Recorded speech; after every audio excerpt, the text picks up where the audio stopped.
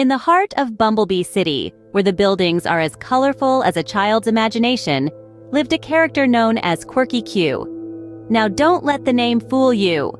Quirky Q was not your typical city dweller. No, sir.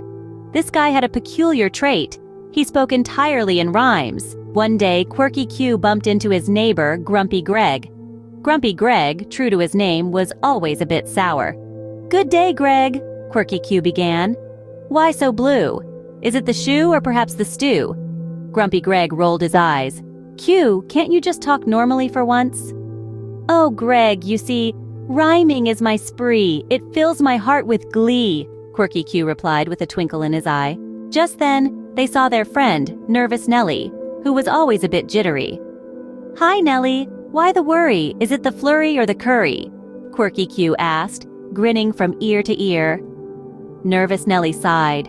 "Q, your rhyming, it's making me even more nervous."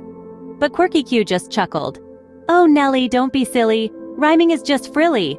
Days rolled into weeks, weeks into months, and Quirky Q's rhyming became the highlight of Bumblebee City. Whether it was the postman delivering mail or the baker baking bread, Quirky Q had a rhyme for everyone and everything. One day, the city woke up to a surprise. The city's biggest grouch, Grumpy Greg, was spotted speaking in rhymes. "Good day, Ray. Is it the tray or the bay?" he asked the fishmonger, a huge grin on his face. The city gasped. Had Grumpy Greg caught the rhyming bug from Quirky Q? It seemed so.